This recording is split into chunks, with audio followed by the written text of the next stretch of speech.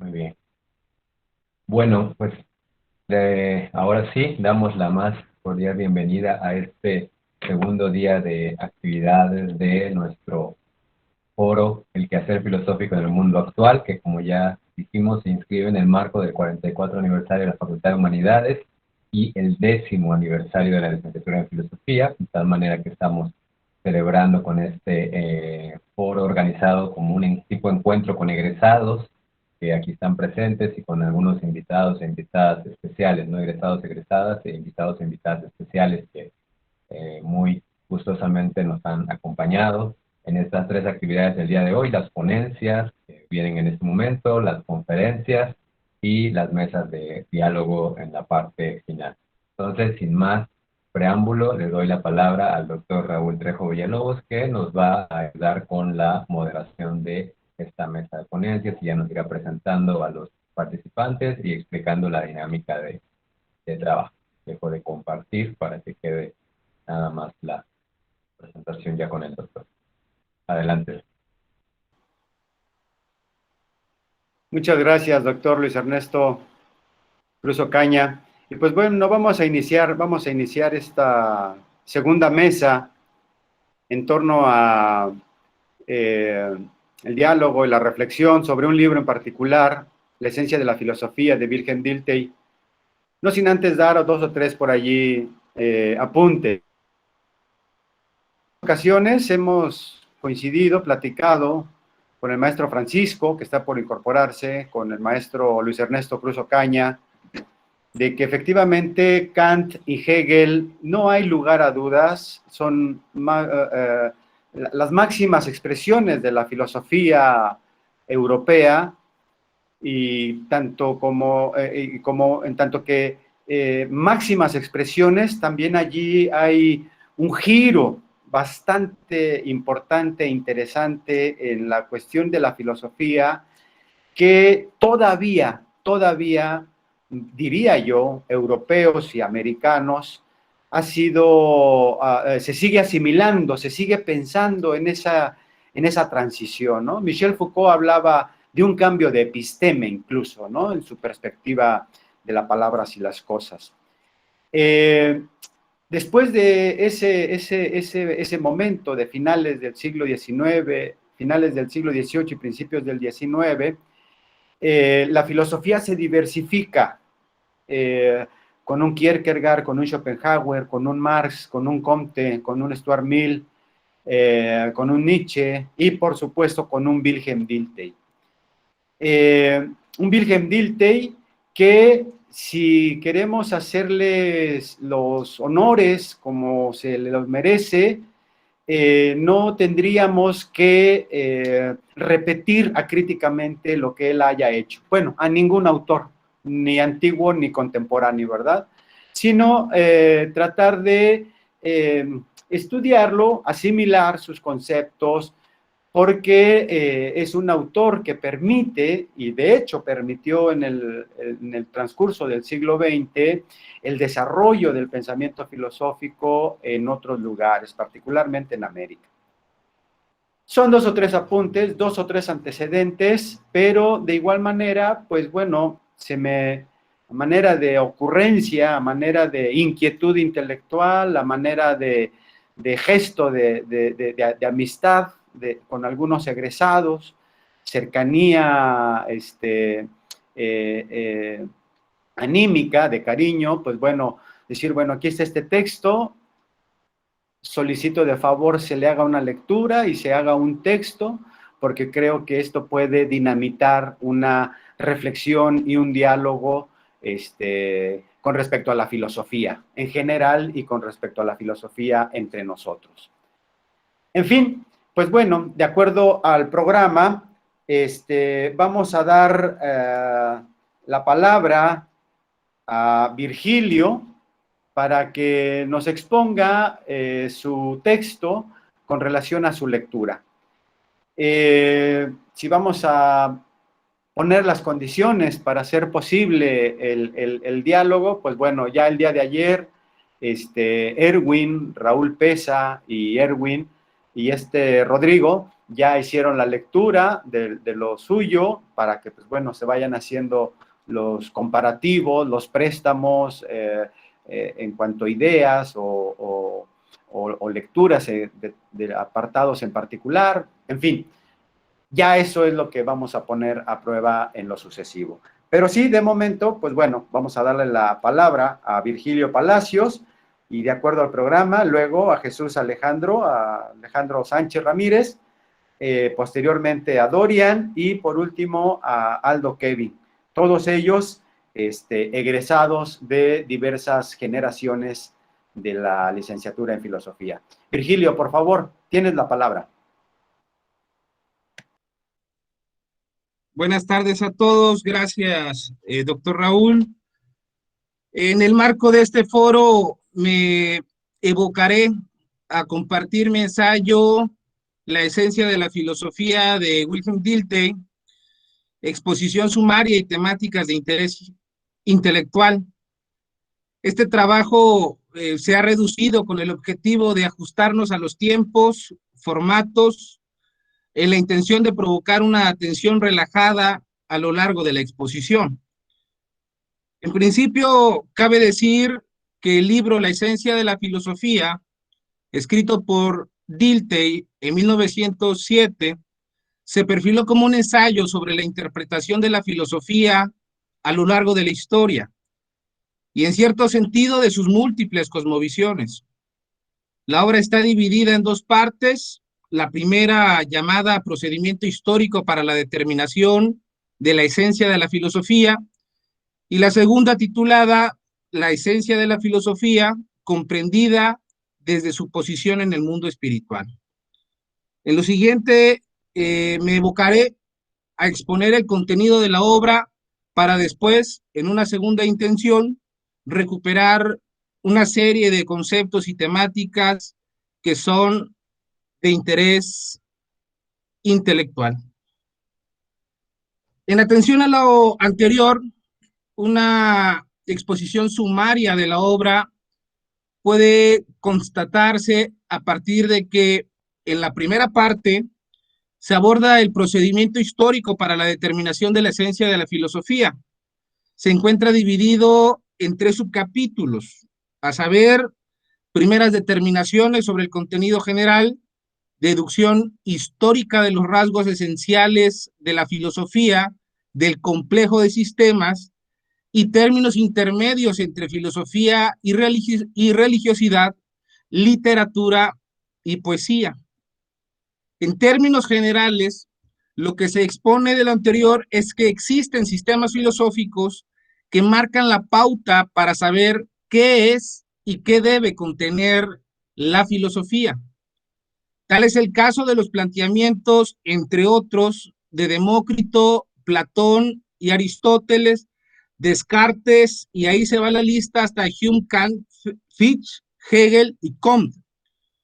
Estos autores ofrecen rasgos comunes, donde por un lado se refiere a los temas de los que tratan y en segundo lugar sobre la exigencia de su validez universal. En este sentido, los rasgos esenciales de la filosofía van a desprender del vínculo intrínseco entre sus rasgos epocales, sus definiciones y su posición histórica.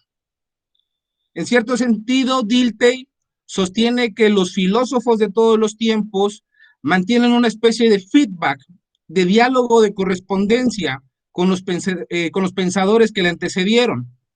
Esto es así cuando, por ejemplo, los planteamientos de Heródoto, Sócrates, Pitágoras y Platón encuentran un tipo de relación bajo la temática por la definición e historia de la filosofía, mismos que encuentran expresión máxima en el sistema socrático-platónico, el cual tendrá por objeto de reflexión lo verdadero, bueno y hermoso. Este concepto socrático-platónico de filosofía influyó en Aristóteles, quien dividirá las ciencias en 3 aspectos, a saber, la teorética, la poética y la práctica, en donde la teorética trata sobre el principio y fin que es el conocimiento. La poética, cuando su principio reside en la facultad artística y fin, que es el conocimiento. Y la poética, cuando su principio reside en la facultad artística y su fin es la obra creada. En esta etapa que corresponde a Aristóteles, se reformula el concepto de filosofía de modo tal que el tema de reflexión no es el individuo o la sociedad, sino más bien el conocimiento en sí, lo que equivale a decir que se mantiene una actitud teorética que supone una teoría del saber como base de todo conocimiento científico y tiene por centro la ciencia universal del ser. Ello advierte también el nuevo principio aristotélico, el de las causas finales y la metafísica. Posteriormente, se hace hincapié en que la subordinación de las ciencias particulares a la filosofía fue producida a partir de las escuelas inspiradas en Aristóteles, filósofo mismo que incitó a la creación de las ciencias naturales, descriptivas y analíticas, así como de la política y teoría del arte. Luego, tras la aparición de Alejandro Magno, nos cuenta Dilthey, sus sucesores se desplegaron a la creación de instituciones al servicio de las ciencias particulares, mismas que ocuparon todo el dominio de lo real. Sin embargo, dentro de las nuevas relaciones de poder en el campo de la ciencia, acontecieron algunas nuevas expresiones de la filosofía, como la corriente de los epicúreos, escépticos, estoicos, los cuales podrían expresarse hasta dar un giro en su interioridad que dio vida al desarrollo de la filosofía de la vida, misma que se presentará como una disposición de la vida y no como una teoría.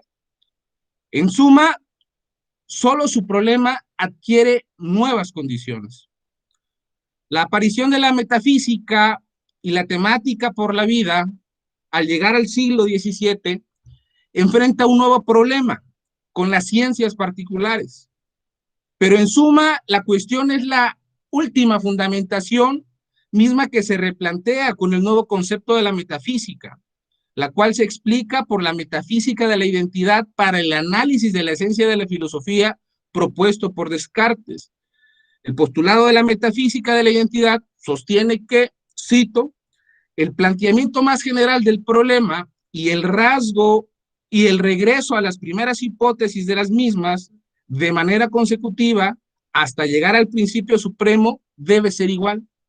A esto Dilthey lo refiere, y fin de la cita, como un método constructivo mismo que después será cuestionado por la crítica del conocimiento de Locke, Hume y Kant. Particularmente es Kant, según nuestro autor, quien reformula la idea metafísica y propone su método trascendental frente al método constructivo. La aportación de este fue que mostró en la intuición el fundamento propio de la evidencia en las matemáticas. Es así que el mundo exterior existe solo como fenómeno y por lo tanto la realidad está dada en los hechos de la conciencia. En el apartado Las nuevas determinaciones, en lo fundamental, se habla sobre tres posiciones antimetafísicas para encontrar los rasgos esenciales de la filosofía, mismos que expresan tres cosas. Uno, la teoría del conocimiento. Dos, las enciclopedias de las ciencias. Y tres, la psicología. En la primera posición antimetafísica, suscita en la dialéctica. La segunda posición filosófica no metafísica del espíritu nació en el círculo de los investigadores particulares. Aquí la filosofía traslada su centro de atención a la conciencia de la conexión lógica de las ciencias, por lo cual esta apuesta se conglomeró en las enciclopedias de las ciencias y el tercer viraje antimetafísico se encontró en Francia al surgir la psicología allá por ahí del siglo XVIII.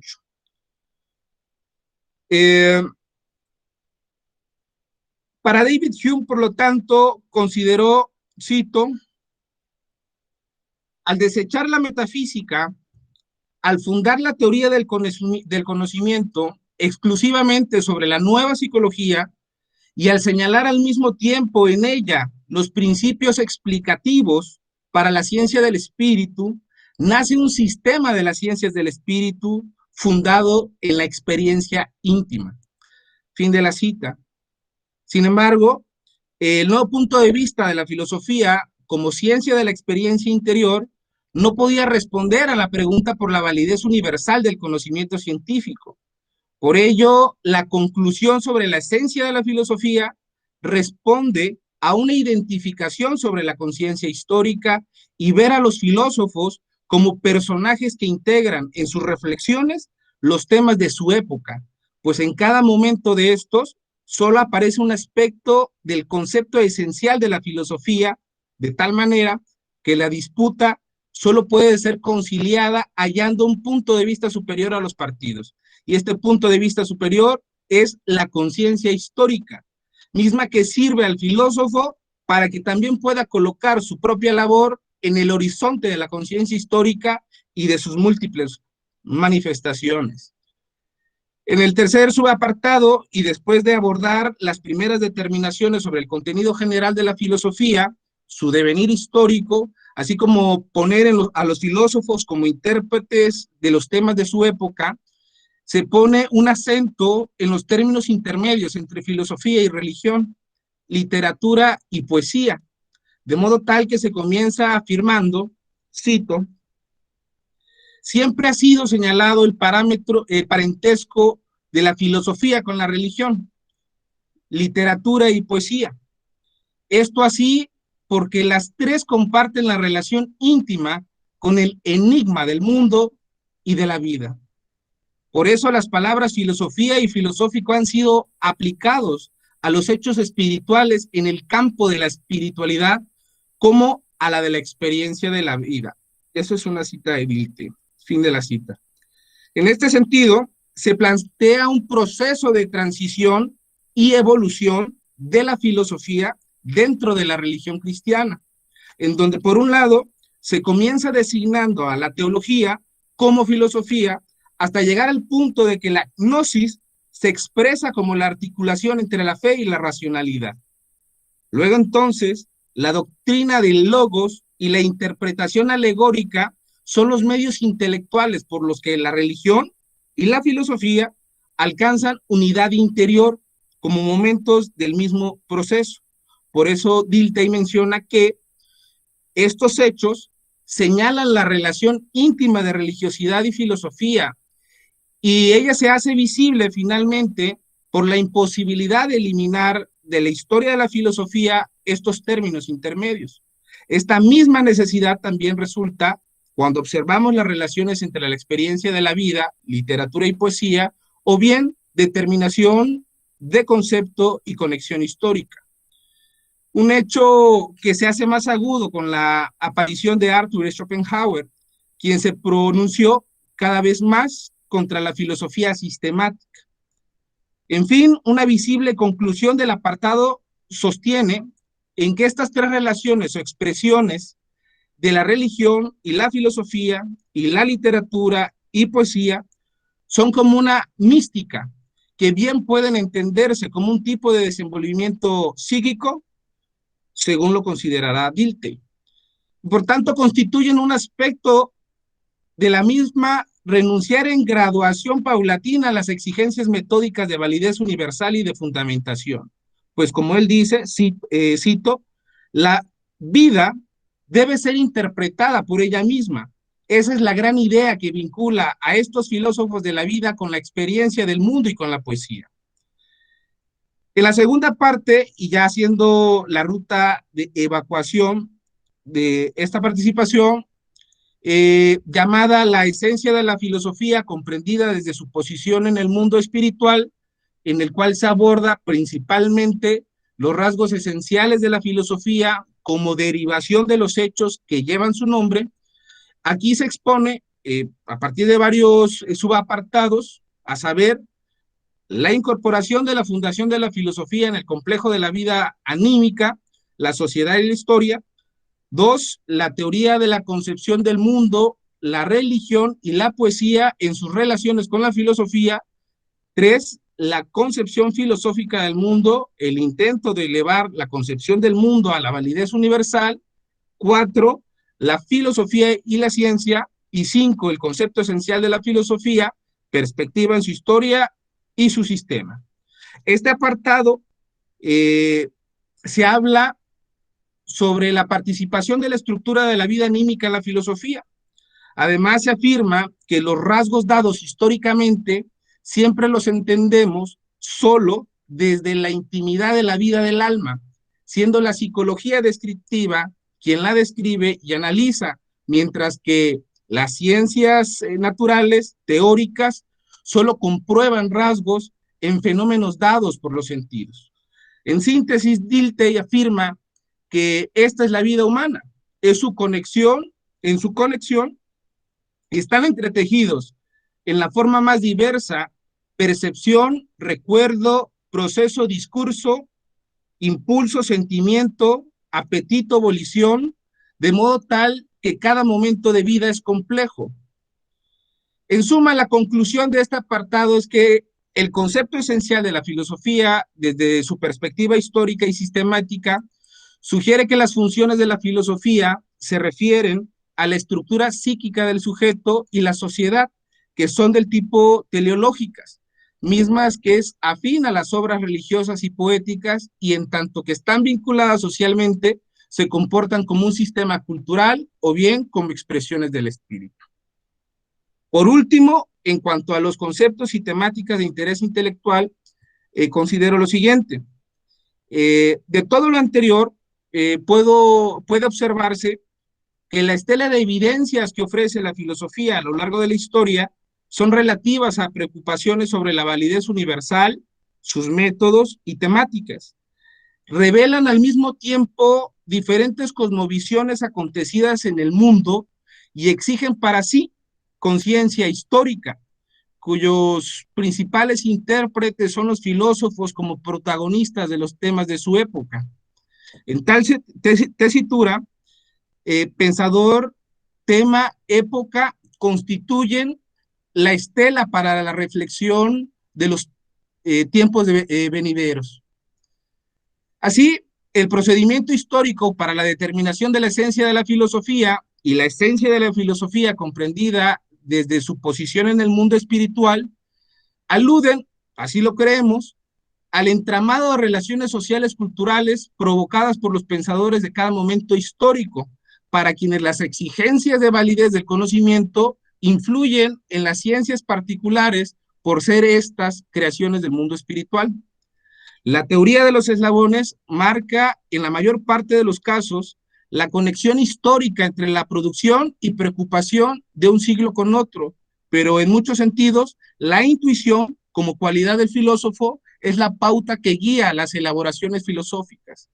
Será esta interpretación de la filosofía y su devenir en diversas épocas que en mi consideración provocan un interés intelectual de reflexionar y repensar e incluso replantear la construcción histórica de la narrativa latinoamericana para provocar nuevas rutas y compromisos filosóficos en mi quehacer en este campo. Por su atención, muchas gracias. Muchas gracias, Virgilio. Justo estaba a punto de decirte que ya estabas con el tiempo limitado. Y pues bueno, vamos a continuar. Ya allí estarán sacando notas, espero, haciendo apuntes correspondientes. Y vamos a darle la palabra a Jesús Alejandro para que nos haga su lectura sobre su trabajo. Sí se le puede tomar captura. Maestro. Sí, le puede. El link. Sí. Micrófono, maestro Francisco. Ya escuchamos todo. Estimado Alejandro, por favor, tienes la palabra. Gracias, doctor Raúl. Muy buenas tardes a todos. Les agradezco la invitación a este evento. Y pues es un gusto estar tanto con compañeros, con profesores, con los presentes. Pues bien, titulé mi ensayo sobre la filosofía y su esencia en la obra de Wilhelm Dilthey.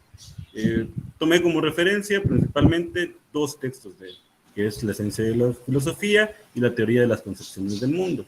Y elaboré un ensayo principalmente sobre la esencia de la filosofía, porque pues, es el texto a que nos estamos abocando. Pues bien, empecé mi trabajo abriendo con un epígrafe de una cita de la República, concretamente del libro 5, el párrafo 475e, y dice lo siguiente: entonces, ¿a quiénes llamas verdaderamente filósofos? A quienes aman el espectáculo de la verdad. Pues bien, empiezo mi ensayo con una pequeña biografía sobre nuestro filósofo, el que nos estamos abocando. Y bien, dice lo siguiente: Wilhelm Dilthey nace en Alemania el 19 de noviembre de 1933 y fallece repentinamente el 1 de octubre de 1911 a la edad de 77 años. Fue un pensador versátil y dedicó su vida al estudio de la historia, de la psicología, sociología, hermenéutica y por supuesto la filosofía. Pese a que durante su vida su obra no pasó ni pena ni gloria, fue ampliamente reconocido en el ámbito académico por las cátedras que impartió en universidades de renombre como Basilea, Kiel y Breslau. Si bien su obra pasó desapercibida en su momento, atrajo la atención de pensadores como Heidegger y fue rescatada del olvido. Cabe mencionar que también sus alumnos fueron ampliamente reconocidos en los círculos intelectuales, pese a que el maestro no lo fue tanto. Pues bien, entre los rasgos más característicos de su pensamiento, podemos nombrar algunos, como su poco interés por la metafísica, el carácter fragmentario de su obra, la importancia que le otorga al análisis histórico en sus investigaciones y la búsqueda por una metodología propia a lo que él denomina ciencias del espíritu. En esto encontramos a la religión, a la filosofía, las artes, la historia, la sociología. Pues bien, La esencia de la filosofía es un libro publicado originalmente en alemán en 1907. Yo lo dividí en tres partes. Primeramente con una breve introducción sobre el objetivo de la investigación y su alcance, para posteriormente pasar ya al texto en sí mismo. Digamos que en una segunda parte, el título que lleva es el procedimiento histórico para la determinación de la esencia de la filosofía.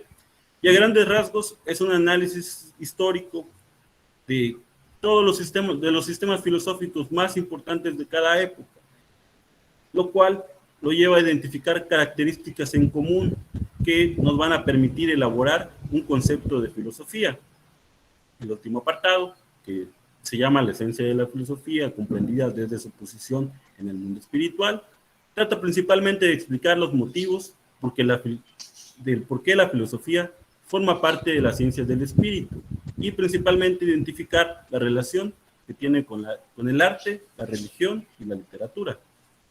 Pues bien, de acuerdo con Dilthey, el examen de cualquier problema filosófico debe ser precedido de un análisis histórico, ya que a través del conocimiento de la evolución de un concepto en el curso del tiempo, es posible identificar relaciones de parentesco con otros hechos aislados. En la teoría de las concepciones del mundo, Dilthey comenta lo siguiente: en el concepto de filosofía, cito, en el concepto de filosofía existe no solo un contenido universal, sino también una conexión de la filosofía, una conexión histórica. Pues bien, el método del que se valdrá Dilthey para solucionar la pregunta por la esencia de la filosofía consistirá en determinar con la mayor exactitud posible los rasgos característicos de la filosofía, desde la particularidad hasta llegar a lo universal. El análisis histórico, como decíamos anteriormente, es el primer paso para llegar a una definición, ya que a través de este análisis verificaremos cada una de esas características de esos sistemas que han sido denominados filosóficos y formularemos esta serie de características comunes a ellos. con el fin de poder delimitar la frontera entre la filosofía, la ciencia, el arte, la religión, la literatura. Conviene mencionar algunas cuestiones sobre el término filosofía y su origen. La filosofía tiene su origen en la Grecia antigua y etimológicamente está ligada con la raíz sofos. De acuerdo con Heródoto, en la historia, hace referencia a quien domina una técnica o una habilidad a la perfección, que tiene la capacidad de hacer a otros partícipe de su arte. Igualmente, designa a todo aquel que es hábil de expresarse mediante argumentos.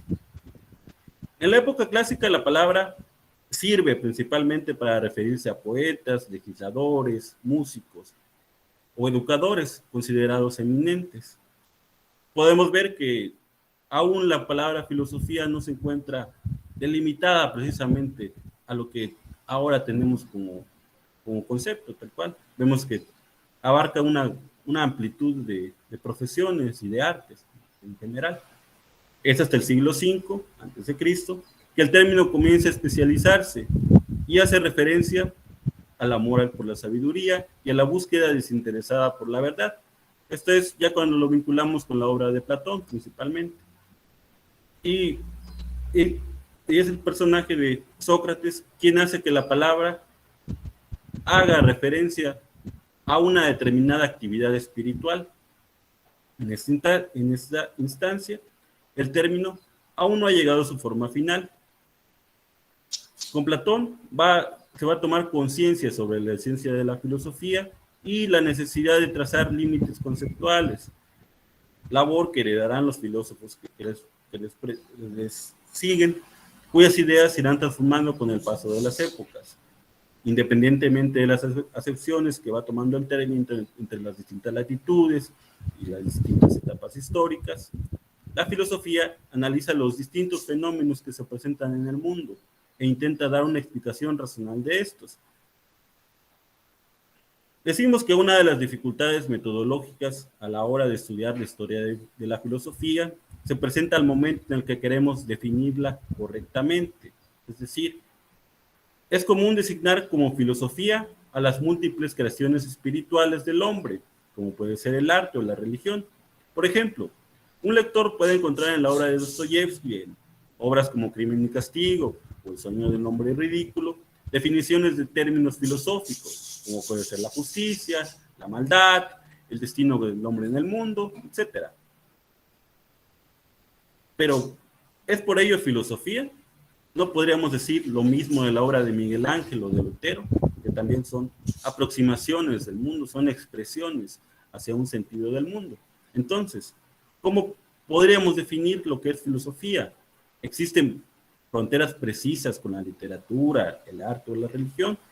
¿Qué metodología sería la propicia para determinar en qué consiste filosofar? Todas estas cuestiones pueden hacernos titubear y hacernos pensar que no existe una separación clara con las demás ramas del saber.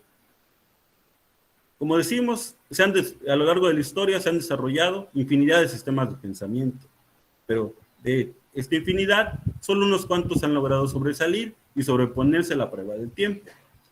Es decir, han sobrevivido a la crítica de su época y han pasado a la posteridad como obras clásicas, obras que necesariamente tenemos que referirnos o tenemos que leer, al menos en algún momento de nuestra vida.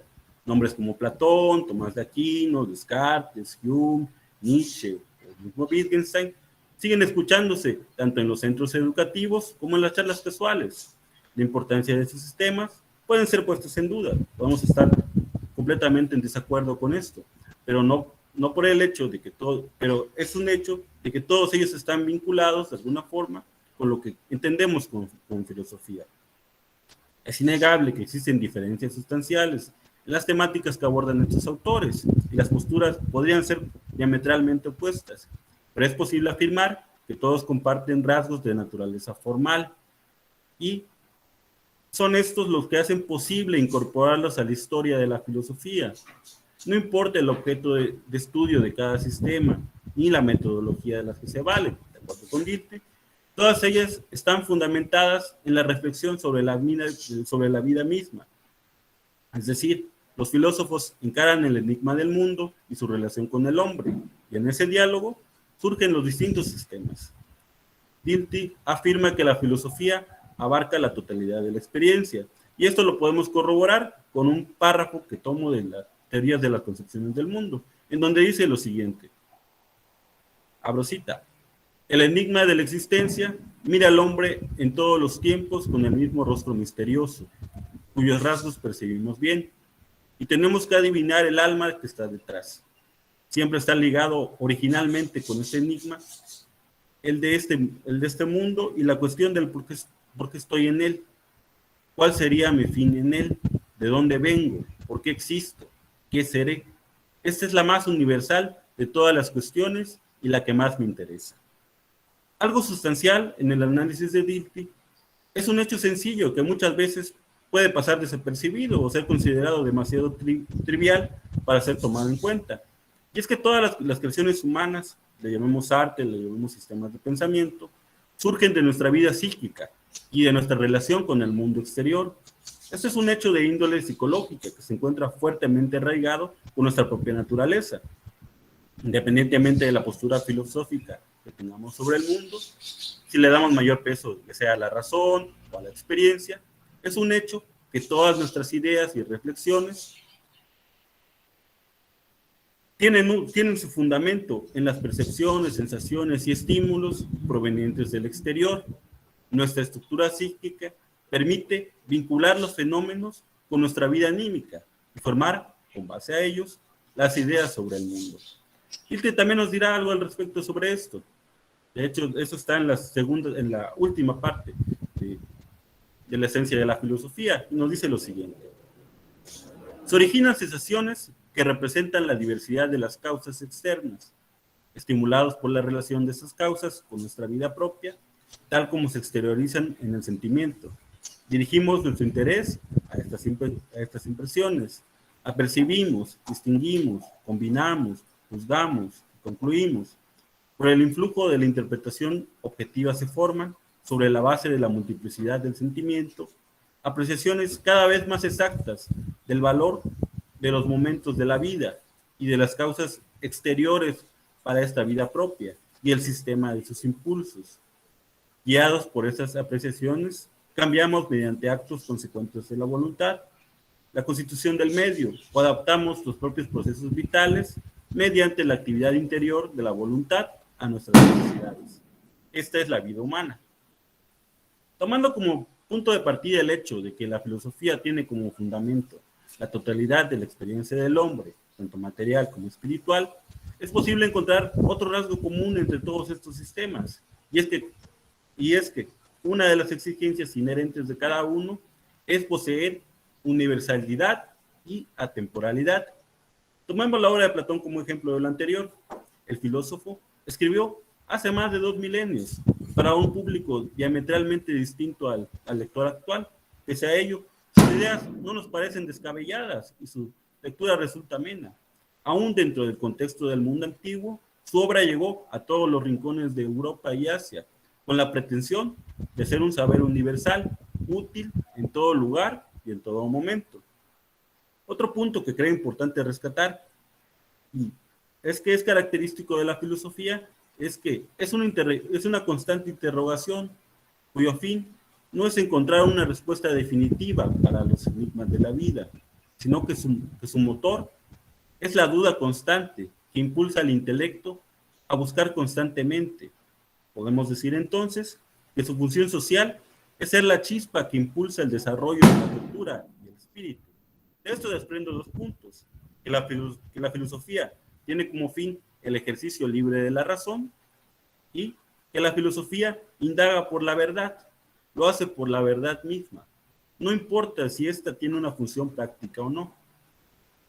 La filosofía forma parte de las ciencias del espíritu, debido a que es objeto de estudio, y su formación están vinculados ampliamente con la vida psíquica del hombre. Si realizamos un análisis cultural de cualquier civilización de nuestro planeta, nos podemos percatar de que todas comparten preocupaciones de índole espiritual. Independientemente del desarrollo al que hayan alcanzado, todos los pueblos se han preguntado sobre su origen, su lugar en el cosmos o los fenómenos de la naturaleza. El ser humano se ha distinguido de otras especies por la curiosidad por el mundo y su papel en él. Es por ello que la filosofía se ha incorporado de manera natural con la sociedad y la historia. Cabe mencionar que la poesía, la religión y el arte forman parte de este complejo sistema de creencias y relaciones con el mundo. Encontramos estos elementos en diferentes lugares, como es la cuestión del mito, la cuestión de la leyenda, la tradición o la misma pintura. Forman parte del complejo de disciplinas que impulsan el espíritu en su búsqueda por el conocimiento de lo verdaderamente valioso. Teniendo en cuenta todo lo anterior, podremos empezar a distinguir a la filosofía de otras ramas del saber.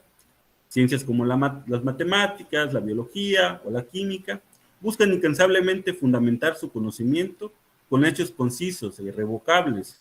Su actuar no es desinteresado y siempre buscan que los conocimientos que desarrollan tengan un efecto práctico y real en el mundo, que den la posibilidad de establecer leyes en la naturaleza. Comparten varias características formales con la filosofía, como lo es la metodología, pero se distinguen de ella al abarcar aspectos concretos de la realidad, aspectos más específicos. La filosofía, por su parte, puede ser vista como una actividad que tiene como el fin la elevación de la conciencia humana, o una especie de autorreflexión del espíritu sobre sí mismo. Ahora bien, ¿es incompatible la filosofía con las demás ciencias? Yo creo que no. Pienso que la relación de la filosofía con las ciencias es estrecha e inseparable, que no es posible pensar en ciencias sin filosofía y viceversa, ya que ambas examinan la fuente de nuestro saber y su grado de justificación y el grado de justificación de la razón humana. Como bien menciona Dilthey, toda obra humana tiende a llegar a la reflexión filosófica. De lo dicho, podemos ir cerrando con lo siguiente, con 4 puntos en específico. Que la filosofía es una ciencia del espíritu. Se encuentra en profunda relación con las ciencias, la religión, las artes y la literatura, en tanto que intentan resolver el enigma de la existencia. En un segundo punto, decimos que se distingue de las demás ramas del saber por su afán por la verdad, independientemente de si su conocimiento tiene un fin práctico o no.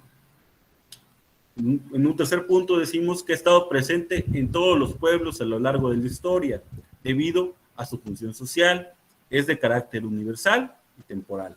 Y decimos, como último punto, que solo en la filosofía logra realizarse satisfactoriamente el afán humano por ejercitar la razón. Para ir cerrando ya el tema, pues mencionaré un par de cosas respecto a esta noción o esta pregunta sobre la filosofía. Y es que más o menos, ¿qué será? Como en julio de este año, estaba en un convivio con los alumnos que tengo en la Universidad de Bachajón. Nos encontramos platicando sobre mi formación académica y surgió una pregunta que la verdad me hizo titubear y la cual parece ser bastante sencilla, pero que no logré responder adecuadamente. Y fue, ¿qué es la filosofía y cuál es su objeto de estudio? Parecerá extraño que siendo licenciado y haber estudiado durante varios años, tanto en la academia como desde mi formación personal, no haya obtenido una respuesta satisfactoria y como Descartes no pueda formularla de forma clara y distinta. Durante muchos años he sido de la idea que es difícil de definir el estudio de la filosofía, debido a la multiplicidad de aspectos de la realidad que intenta abarcar, y por lo disímil que puede parecer los tópicos de las distintas ramas de esta. Ahora bien, no por ello creo que sea imposible elaborar una definición que resulte satisfactoria, sino que al menos yo no he logrado dilucidar completamente lo que es la filosofía. Podrá parecer risible, y la verdad no lo culpo, que después de tantas horas invertidas en la lectura y en la reflexión, no pueda dar un concepto satisfactorio que delimite su alcance. Pero la respuesta no es tan obvia como aparentemente parece serlo. Después de esta lectura de Dilthey, me parece que tengo más elementos para volver a responder esta pregunta a mis alumnos con una mayor precisión, aunque no de forma definitiva, porque si algo he aprendido con estas páginas que tuve la oportunidad de leer de Dilthey, es que la filosofía se distingue de otras ciencias no por la cantidad de respuestas a las que llega, sino por el asombro mismo ante la realidad y ese afán por cuestionarse sobre el enigma de la vida.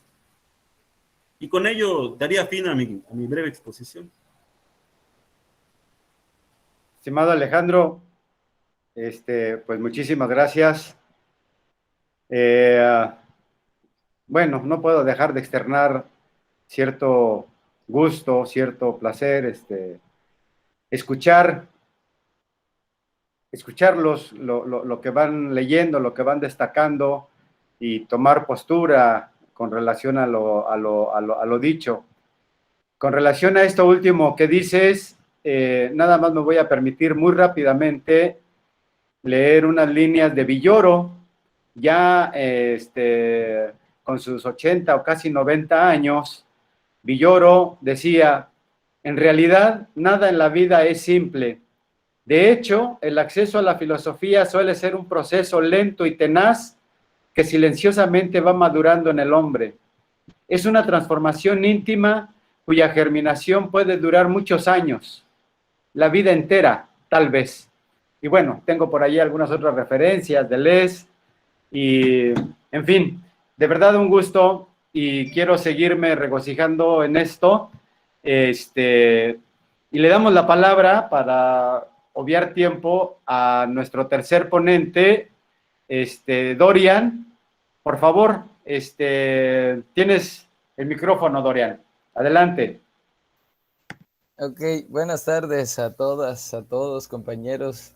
Me da gusto saber que están vivos todavía. Entonces, pues sí, a mí también me toca estar en esta mesa, en estas reflexiones de Dilthey, que ya he escuchado ayer a algunos compañeros, ahorita a otros dos grandes amigos que, pues precisamente en función de lo que uno va escuchando, como Billo, va haciendo modificaciones para no hacer un poco pesado estas reuniones o estas mesas y no estar repitiéndonos tantas veces. Entonces yo también modifiqué en la madrugada ahí algo. Y pues de antemano a los colegas que están estudiando todavía la carrera, pues un saludo que en realidad en mi caso preparé este texto pensando más en ustedes, aunque sé que siempre cuento con el diálogo con mis maestros y mis compañeros de generación o los que conocí durante mi estancia. Entonces yo les podría recomendar de primera mano que si les gustaría entrar a leer este texto de Dilthey que nos salta, que parece que es una obra pues ahí independiente, como si alguien escribiera una novela, pues técnicamente aquí en Dilthey y este pensamiento sobre la teoría de las concepciones del mundo, parece que más bien es una saga, ¿no? Es una saga de su pensamiento y yo también me di ahí al tiempo dentro de lo que cabe, ¿no? Desafortunadamente ya no somos estudiantes y tenemos que ocuparnos de otras cosas, a leer pues textos anteriores a la esencia de la filosofía, como la misma teoría de las concepciones, pero también está la introducción a las ciencias del espíritu. Están ahí unos discursos cuando él hace 70 años que vienen en ese mismo texto podemos encontrar el traductor Eugenio Imas y hizo a bien en ubicarlas todos dentro de un pequeño apartado que se llama pues, escritos autobiográficos, donde viene uno que se llama El sueño de Dilthey, que es bellísimo, de verdad les recomiendo buscarlo, porque ahí le plantea los móviles que le llevaron, desde la vivencia misma, que él tanto remarca en sus posiciones teóricas, el porqué de la empresa, ¿no? De perseguir esta búsqueda esencial de la filosofía y encontrar las conexiones internas entre cada uno de los sistemas filosóficos. Entonces, por ahí habrán algunos saltos satelitales que vengan pues, a abonar a la reflexión sobre este texto. Pero bueno, sin más, mejor me pongo a leer mi pequeño textito. Técnicamente no me preocupé por buscarle un nombre, pues simplemente se llama La esencia de la filosofía en Dilthey. Y pues Wilhelm Dilthey como pensador y sus aportaciones centrales para justificar el siguiente texto a exponer, es decir, La esencia de la filosofía, pues considero importante mencionar que en otros de sus textos autobiográficos nos ofrece uno de los primeros motivos para pensar a las ciencias del espíritu: la conciencia histórica, las concepciones del mundo y la filosofía. La siguiente cita se toma de un borrador que sobre Dilthey se escribe en otro texto que se llama Esquema de la filosofía de Weberbeck, que es otro filósofo alemán, también pensador sobre la historia de la filosofía, por así decirlo. Friedrich Weberbeck es el que mantiene esta frase de la filosofía es la ciencia de los principios. Dentro de esta multiplicidad de definiciones, pues él dice eso, ¿no? Que la filosofía para él era la ciencia de los principios.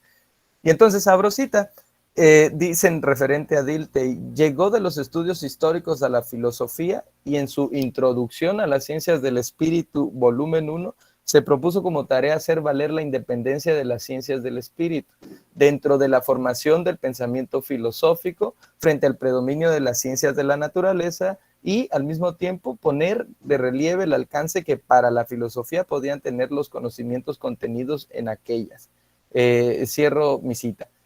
La conciencia histórica y las concepciones del mundo y la filosofía, que son estas categorías que vamos a ver presente en este texto de la esencia de la filosofía, y por eso esta recomendación a las personas que vayan a leer pues esta obra, es que pues nosotros regularmente como lectores siempre vamos buscando ubicar las definiciones dentro del texto mismo de ciertas categorías, pues para no perdernos ahí en otro tipo de interpretaciones que nos pueda jugar nuestra subjetividad. Pero no están aquí en la esencia de la filosofía. Algunas las podemos encontrar, sus idearios o sus primeras definiciones sobre lo que para él son las ciencias del espíritu, o esto que le llama la conciencia histórica, las concepciones del mundo y la filosofía, las podemos encontrar ya en textos anteriores. Más o menos yo me di ahí dándome un pequeño paréntesis, que todo esta saga pues se compone como desde 1883 hasta técnicamente pues su muerte, ¿no? El texto de la esencia de la filosofía es de 1907 y pues él fallece, como bien lo decía Alejandro, en 1911. Entonces es bastante el tiempo en el que este señor se pasó haciendo sus reflexiones respecto a estos temas. Y entonces le son afirmadas estas categorías de la conciencia histórica, las concepciones del mundo y la filosofía, le son afirmadas en sus pensamientos y proceder en medio de vivencias donde su interés por afirmar las ciencias del espíritu mediante la conciencia histórica, al elaborar otra obra que se llama La crítica de la razón histórica, pues nos cuenta que surgió el problema como una contradicción. Y como se dice, la cita, les voy a leer la pequeña cita que yo tengo de acá, solo permítanme porque se me movió mi página. Bien, abro cita: me encaminé a investigar la naturaleza y la condición de la conciencia histórica, una crítica de la razón histórica. Esta tarea me condujo al problema cuando se sigue la conciencia histórica en sus últimas consecuencias, surge una contradicción al parecer insoluble. La última palabra de la visión histórica del mundo es la finitud de toda manifestación histórica, ya sea una religión o un ideal o un sistema filosófico. Por lo tanto, la relatividad de todo género de concepción humana de la conexión de las cosas. Todo fluye en proceso, nada permanece. Contra esto se levanta la necesidad de pensamiento y el afán de la filosofía por un conocimiento de validez universal. La concepción histórica del mundo es la que libera al espíritu humano de las últimas cadenas que no han podido quebrantar todavía la ciencia natural ni la filosofía. Y cierro esta cita. Pues las aportaciones e ideas de la filosofía de la historia que era Dilthey son consecuentes dentro de la filosofía de la historia. No me detendré a hacer una posible introducción biográfica, pues porque creo que Alejandro ya nos hizo bien reducir estas cuestiones de este carácter, entonces nos vamos a centrar en esta obra. Pues en esta pequeña introducción pues el concepto de filosofía para nuestro autor parece no convencerle del todo que esté predicando la totalidad de las expresiones que se dan en la realidad. Intentará buscar una esencia de lo que permanece común a los distintos sistemas filosóficos, llegando a tal punto de poder revelar un ensamblaje de afinidades respecto a relaciones supeditadas. Hallar en lo filosófico o filosóficos una constante que se revela en la multiplicidad de los sistemas filosóficos será el eje de su investigación.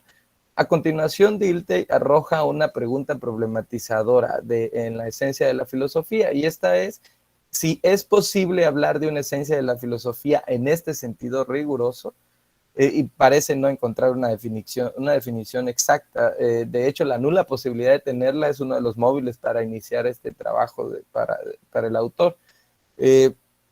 Abro cita: unos entienden por filosofía la fundación de las ciencias particulares, otros amplían el concepto y añaden a esta fundación la tarea de derivar de ella la conexión entre esas ciencias.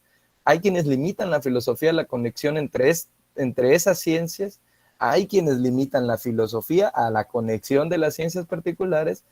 También suele definirse como la ciencia del espíritu, la ciencia de la experiencia interna, y por último, no son pocos los que la conciben como el esclarecimiento de lo que atañe a la conducta de la vida o como la ciencia de los valores universales. Acabamos con la cita. Ahora bien, ante la aparente disparidad de las definiciones y los sentidos de la filosofía o lo filosófico, ¿dónde se halla el vínculo interno que enlace entre sí concepciones tan diversas, encarnaciones tan diferentes de la filosofía que nos ofrezca el ser unitario de la misma? Se pregunta otra vez Wilhelm. En esta pregunta se juega el autor la legitimidad de una historia de la filosofía, o en caso de no encontrar ese vínculo interno a la multiplicidad de acontecimientos históricos que están incluidos todos en una categoría azarosa y difusa hasta este momento, como es el de la filosofía. Y en efecto, en la introducción de las ciencias del espíritu hay dos apartados donde él parte de un pensamiento en donde dice que ni la sociología ni la historia de la filosofía pueden ser contadas como ciencia. Entonces ahí está del porqué de la importancia de esta pregunta y por qué salvar, ¿no?, a la historia de la filosofía en este caso, aunque pues de manera colateral la sociología también entra en este apartado. Ya establecido el objetivo, se pregunta el método de abordar la disquisición. Observo tres primeros elementos que Dilthey separa con fines didácticos e imbrica simultáneamente, considerando que estos se dan en el individuo y en la colectividad también. Dichos supuestos son los momentos de la vida singulares, las fases de la vida y de la unidad de la vida. Las organizaciones singulares y su carácter teológico permiten, abro comillas, los modos típicos de captación de las ciencias del espíritu, y cierro comillas, que aunque ninguna se agota de manera determinante en aquellos, nos hace una petición implícita que no hay azarosidad en las formaciones de los momentos de la vida singular, las fases de la vida y también de la unidad de la vida, tanto en lo individual como en lo colectivo. Hay otra tercia a considerar, la de los valores vitales, valores útiles y los fines. Luego, entonces, la relación vivencia-concepto es un comportamiento metodológico pertinente para deducir conocimiento científico por medio de los conceptos generales, y es con sujetos generales, así como sus predicados. Estos van a ser pues, los conceptos que pretende utilizar. Parece importante conceder lo anterior para establecer el paso de dichos sujetos generales, que se expresan filosofía, arte, religión, derecho, economía. Dichos sujetos generales no solo expresan una realidad en una pluralidad de sujetos, sino que también hay una conexión interna entre las diferentes personas en relación con alguna peculiaridad. Hasta aquí la dualidad de los sujetos generales de las ciencias del espíritu. Hay que ser conscientes de la fecha en que se elabora este texto, les vuelvo a decir, en 1907, donde la determinación de las ciencias sociales era, y en algunos casos sigue siendo, integrarse al conocimiento científico, relegarse a las pseudociencias. La pesquisa es clarificar los conceptos en que se manejan en las ciencias del espíritu, y la advertencia que todo conocimiento generado por conceptos endebles deviene en la investigación con la misma propiedad. Dilthey observa el problema redundante en la formación conceptual como filosofía, arte, religión, que presentan su definición por medio de la identificación de sus características con una idea preconcebida de filosofía, arte y religión. procedimiento inadecuado para el conocimiento científico. Es ese círculo vicioso que en el propio texto nos advierte ya el autor. Mientras se resuelva esta disputa para nada fácil de librar, pues la propuesta metodológica que utilizará Dilthey será un método empírico que, basándose en los hechos, trata de encontrar su contenido unitario, es decir, la legalidad genética que se manifiesta en los fenómenos que se constituyen como filosofía. La única razón aparente de este método que es parte de examinar los fenómenos que pasan bajo el rasero de la filosofía y la solicitud que partiremos de la extensión del concepto para poder construir las notas o criterios que deben incluirse en la intención del concepto, en este caso, pues el de la filosofía.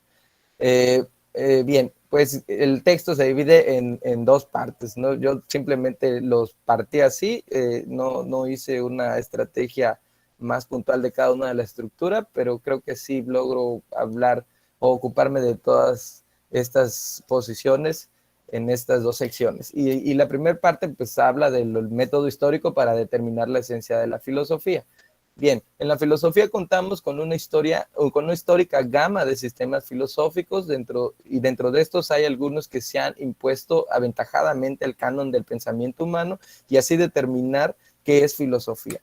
Buscan una autodefinición. Los rasgos que Dilthey destaca es que sin importar el sistema filosófico que revisemos, cualquiera reposa en la amplitud de todo lo que conocemos como vida. Entonces podemos decir que está imbricada a tal modo que la conexión que pueda establecer tendrá un carácter universalista que también se exprese en las ciencias particulares y a su vez persigue el fundamento último donde descanse su génesis. El método que se ofrece ahora es el de la conexión histórica. Todo sistema filosófico está regido del mundo y la vida, y estos en la experiencia se encuentran situados bajo la tutela de la temporalidad. Todo pensamiento filosófico, a juicio del autor, conforma una conexión histórica. Pues es en Grecia donde surge el vocablo filosofía, como ya apuntaban mis compañeros, aunque lejos de comenzar por la acepción pitagórica, es el sentido socrático platónico del que se pueden deducir varios atributos. El primero es que no es la filosofía sabiduría, sino amor y búsqueda de ella. Se eleva la conciencia a la esencia del filosofar. Y como dos, la filosofía significa la orientación hacia el saber en su forma más rigurosa, como ciencia.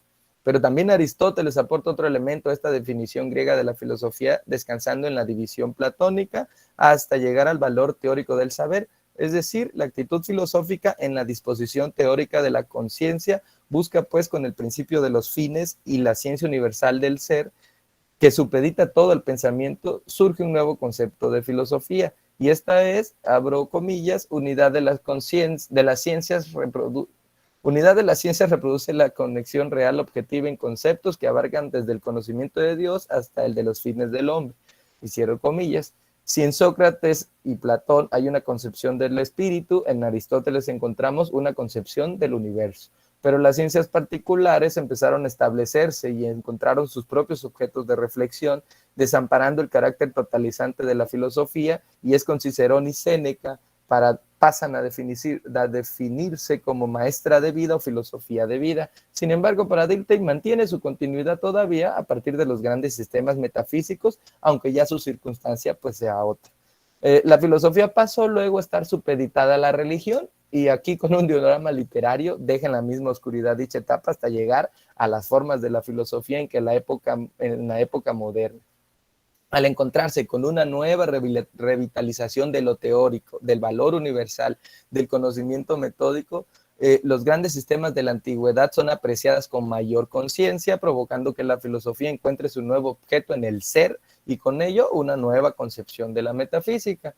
Es con el método constructivista y la presunción de universalidad hace un enlace con las ciencias físico-matemáticas presentes en Descartes, Spinoza, Leibniz, para formar un primer concepto de metafísica que luego no soportará los embates de otra triada de pensadores, en este caso Locke, Hume y Kant. Y es con este último que la metafísica encontrará sus verdades, ya no desde el método constructivista, sino con el método trascendental. Pero dicho método trascendental, nos cuenta el autor, en esta historización de la filosofía, fracasó también en su intento de establecer una conexión espiritual entre la conciencia y el universo por medio de un método filosófico distinto al de las ciencias de la naturaleza. en la que descansara una metafísica que explique de mejor manera la experiencia de las cosas que las certezas de los métodos científicos. Ante la situación anteriormente planteada, la filosofía se ve en la necesidad de encontrar su objeto en las ciencias particulares mismas, es decir, su teoría del conocimiento. Le corresponde a la filosofía establecer las relaciones del saber, sus orígenes, posibilidades, manteniendo otra vez desde la perspectiva del autor, pues, la mirada hacia los fundamentos y la conexión espiritual. Abro cita. La teoría se había desarrollado gracias a la crítica de la intención de obtener un conocimiento objetivo de la conexión cósmica y el fundamento del mundo, del valor sumo y del fin último. Del estéril trabajo metafísico surgió la investigación acerca de los límites del saber humano, y la teoría del conocimiento adoptó poco a poco en el curso de su desarrollo una posición más universal de la conciencia frente a lo dado en ella. Posición que expresa también de la manera más perfecta nuestra relación con el enigma del mundo y de la vida. Así se presentan otras tres actitudes, así se presentan otras tres actitudes antimetafísicas, desde los neocantianos, pasando por el positivismo kantiano y su intento de constituir la filosofía como conexión inmanente del conocimiento objetivo, hasta la psicología y sus aportaciones para designar a la filosofía como la ciencia de la experiencia interna, pero manteniendo nuevamente la intención del saber universal y riguroso, y además salvando esa relación del pensamiento filosófico con los problemas metafísicos de la filosofía, que aquí ya se deduce como un antagonismo interno propio de esta disciplina, la filosófica, al tener como objeto de las ciencias del espíritu la realidad de las vivencias mismas que se dan en la experiencia interna.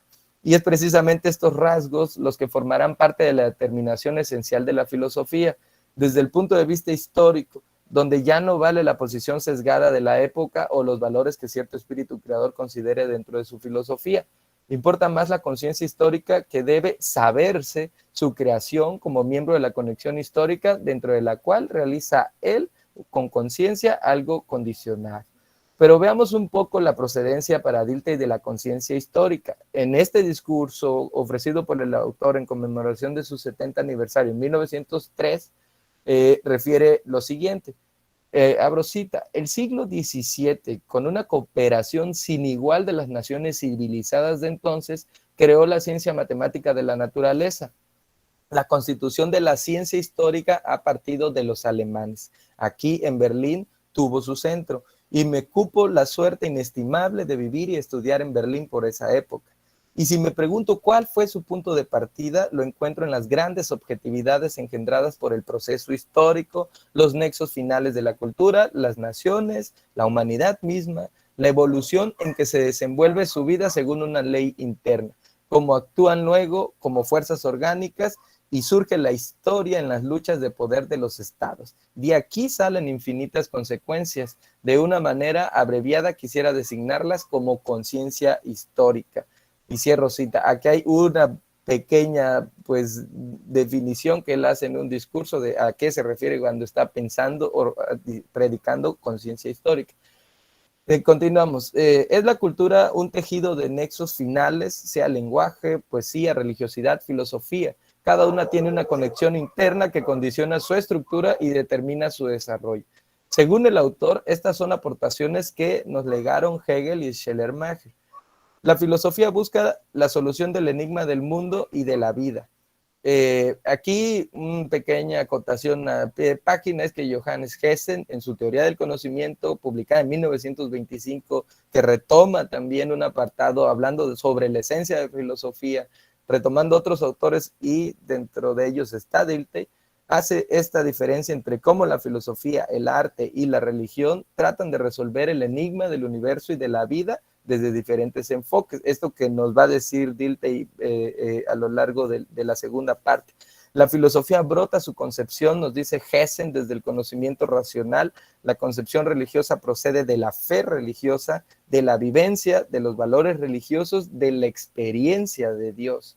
Y la concepción artística, a diferencia de la filosofía, pues su concepción procede de igual manera de la vivencia y de la intuición. Aunque éste se manifieste en algo determinado, la vivencia siempre revela la conexión universal, porque aunque representa lo subjetivo, se manifiesta al final en la totalidad del ser, en la representación peculiar de la apariencia y lo irreal.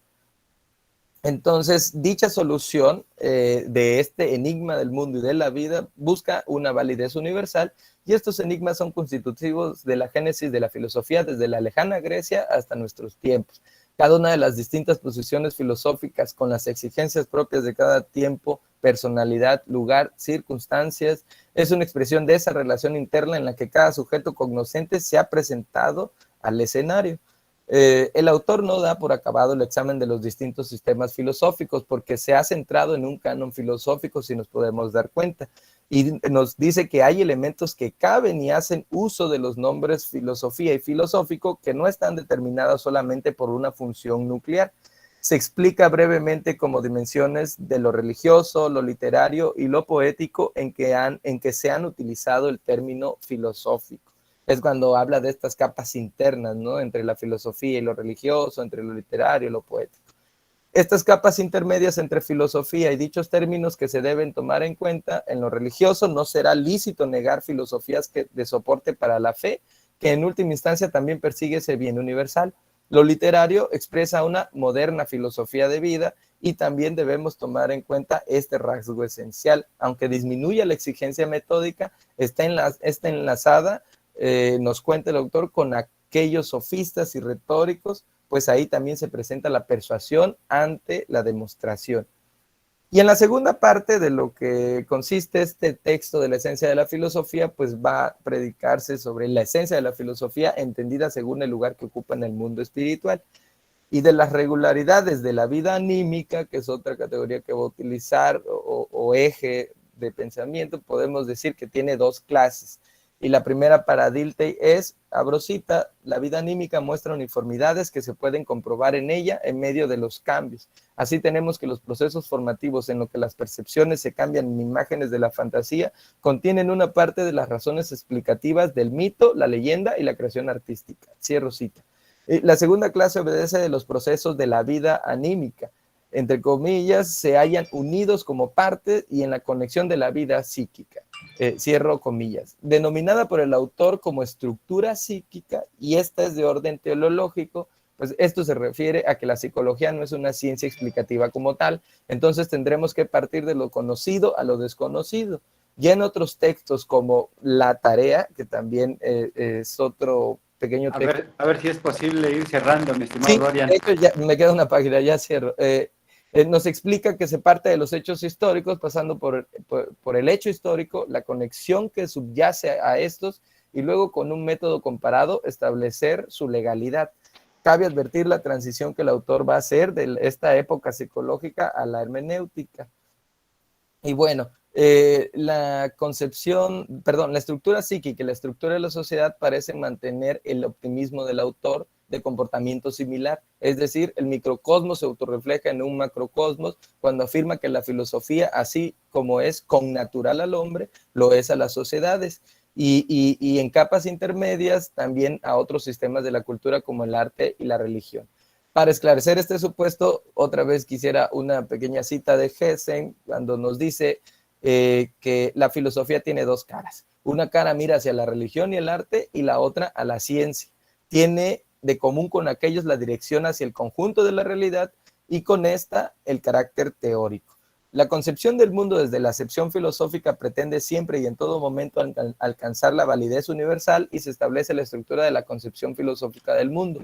Nos cuenta que distinguir entre la concepción religiosa, la filosófica, es universal y universalmente válida. Respecto a la poética, que es una potencia que quiere actuar reformadoramente sobre la vida. Entonces podemos concluir que la pretensión de la concepción filosófica es abarcar todo, desde la posibilidad que el pensamiento se da a la conciencia de lo dado en las distintas regiones de todo lo expresado en el universo. El sujeto cognoscente y su relación con las cosas ya se asisten de una conexión sistemática. Y abro la última cita. Las relaciones de fundación que se dan entre los juicios reclaman para el conocimiento de la realidad un simple criterio de evidencia. En la región de los valores se produce también esa marcha del pensamiento, la suposición de valores objetivos y la exigencia de un valor absoluto, e igualmente ocurre en el campo de la voluntad, en el que el pensamiento no descansa hasta que llega a un bien supremo y una regla máxima. Cierro cita. Entonces, pues en esto encontraremos una especie de misión, nos dice él, ¿no? Que la misión de la teoría de la concepción, estoy citando otra vez, del mundo es exponer metódicamente mediante el análisis del curso de lo histórico, de la religiosidad, de la poesía y de la metafísica, la relación del espíritu humano con el enigma del mundo de vida, en oposición con ese relativismo que habíamos citado desde el inicio del texto. Cierro cita. En esto encontramos, pues, la misión que toda ciencia social, como la nombramos actualmente, debe procurar si pretende que las predicaciones que hagas de su objeto sean consideradas conocimiento. La filosofía, como ya se mencionó anteriormente, no se encuentra en una disyuntiva que debe terminar al decantarse por uno u otro lado. Las fronteras son difusas, a mi parecer. Es un movimiento que hace la filosofía hacia el polo de lo religioso y poético, con las respectivas distinciones que ya hemos acotado, y por otro, el momento de concomitancia que hace con la ciencia y los supuestos que esto implica. Y pues bueno, esto sería mi breve participación y pues les agradezco por haberme escuchado. Gracias, Dorian. Y pues bueno, para no dilatar un poco más el tiempo, le damos la palabra al último participante. Por favor, Aldo, tienes micrófonos, te escuchamos. Buenas tardes a todos. Es un gusto estar acá con ustedes. Estoy muy contento de poder compartirles este breve texto. Espero complementar al menos un poco las excelentes exposiciones que ya dieron los demás ponentes. Así que voy a apresurarme a leer. Bueno, mi texto se titula Rudimentos para definir un concepto, un ensayo sobre la esencia de la filosofía de Wilhelm Dilthey. Está dividido en 3 partes, una introducción súper breve, una segunda parte que básicamente dice de la creación espiritual a la filosofía, son apuntes sobre cómo se define un concepto y un comentario final, ¿vale? Esos serían como los 3 pasos. Voy a comenzar, bueno, con la introducción. Dice, Wilhelm Dilthey asevera que en el transcurso de la historia se origina un gran número de creaciones espirituales y que hay una costumbre de reunir dichas creaciones espirituales bajo la idea general de filosofía. Asumiendo que esto es el caso, cabe plantear un par de preguntas a modo de exploración. La primera, ¿qué es una creación espiritual? Y la segunda, ¿bajo qué criterios se aplica el término filosofía a una creación espiritual? En este ensayo se intenta dar respuesta a estas cuestiones basándose principalmente en la lectura del texto La esencia de la filosofía, originalmente escrito en 1907, como ya señalaron mis compañeros, junto a algunas referencias básicas sobre pensamiento lógico. Esto sirve para, en primer lugar, conocer un poco sobre el pensamiento de Dilthey y, en segundo lugar, para explorar las generalidades sobre la definición de un concepto. En última instancia, se considera que detenerse a revisar estos 2 elementos es una manera de fomentar el conocimiento, la reflexión y el diálogo en tanto que requisitos para el desarrollo personal y social. Ahora sí, la siguiente parte dice, como se ha señalado, para contestar a la cuestión de qué es una creación espiritual, es importante considerar algunas precauciones en torno a la definición de un concepto, pues tentativamente eso es lo que se requiere. Primero, no está de más considerar que la RAE identifica el verbo definir con explicar en un enunciado de manera exacta y clara el significado de una palabra o un concepto, o bien con fijar con claridad, exactitud y precisión el significado de una palabra o la naturaleza de una persona o cosa. Por otro lado, cuando se trata del sustantivo definición, hay 2 entradas que llaman la atención. La primera dice, bueno, básicamente acción y efecto de definir. Y la segunda, proposición que expone con claridad y exactitud los caracteres genéricos y diferenciales de algo material o inmaterial. En adición a esto, cabe mencionar el siguiente fragmento recuperado de Kornmann, Papas y Lehrer, y es el que sigue. Hay muchas maneras de explicar el significado de una palabra. Algunas veces se puede hacer por medio de un ejemplo o contando un cuento, o de muchas otras formas. Pero una manera muy importante de expresar el significado de una palabra es dar una definición de ella. Cuando se define una palabra, se dan algunas otras palabras que, juntas, tienen el mismo significado que la palabra que se está definiendo. Ahí termina la cita de estos autores. Si se presta suficiente atención a la cita, se nota inmediatamente que en ella se explicitan dos elementos que forman parte de la definición. La primera, la palabra definida, y la segunda, bueno, el segundo elemento, las palabras que definen, o bien el definiendum y el definiens, respectivamente, siguiendo a Copy y Cohen, de los cuales extraigo la siguiente cita. El símbolo que se está definiendo se llama definiendum. El símbolo o grupo de símbolos utilizados para explicar el significado del definiendum se llama definiens. Sería un error decir que el definiens es el significado del definiendum. Más bien, es decir, el definiens, es otro símbolo o grupo de símbolos que, de acuerdo con la definición, tiene el mismo significado que el definiendum. Ahí termina el fragmento. Continuamos. Autores como Cohen y Nagel mencionan algunos motivos psicológicos para perseguir las definiciones, entre los que se encuentran el deseo de aprender el significado de nuevas palabras, el deseo de sustituir expresiones largas y engorrosas por otras convenientemente breves, o bien el deseo de mejorar el conocimiento del significado de alguna palabra descomponiéndolo en sus elementos constituyentes. Ellos también advierten que hay que guardarse de la confusión entre los motivos psicológicos para perseguir la definición y el propósito lógico de la misma, que consiste en hacer explícitos los caracteres principales o la estructura de un concepto, a fin de proporcionarle un carácter definido y delimitarlo así de otros conceptos. Un detalle importante que merece agregarse es que para estos autores el propósito lógico de la definición de un concepto se extiende hasta posibilitar la exploración sistemática de un objeto de estudio con el que se relaciona. Así pues, de acuerdo con la serie de autores previamente citados, existen diferentes tipos de definiciones. Y aquí hay una pequeña tabla en la que básicamente organizo las definiciones que dan Cohen y Nagel, Copy y Cohen, Kornman, Pappas y Lehrer, pero no vamos a detenernos en ellas, porque son varias y nos va a consumir bastante tiempo. Además, no las necesitamos todas, ¿vale? Dice, además, estos rudimentos de la definición de un concepto permiten, por lo pronto, advertir que la tarea de contestar a la cuestión de qué sea una creación espiritual requiere, en primer lugar, considerar a esto como un definiendum, es decir, como un término para el cual hay que dar una colección de términos cuyo significado es exactamente el mismo, es decir, hay que establecer un definiens. Definiendum y definiens son los elementos constitutivos de la definición. Su relación puede expresarse con una suerte de fórmula presentada por Whitehead y Russell en su Principia Mathematica. Esto lo dicen Cohen y Nagel, que es justamente como se describe a continuación. Y aquí viene más o menos. Dice, se coloca el definiens a la izquierda, el definiendum a la derecha y el signo de igualdad entre ellos, además de las letras de F. Y pongo algunos ejemplos. Por ejemplo, piedad es igual a lo que agrada a los dioses, ¿verdad? Piedad sería el definiendum y lo que agrada a los dioses, el definiens.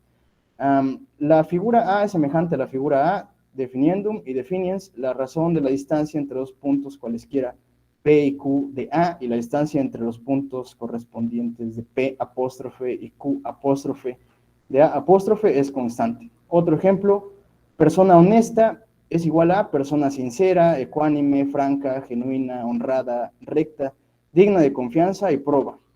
Un ejemplo más, psicología es igual a ciencia de la conducta y amor es igual a querer el bien para alguien.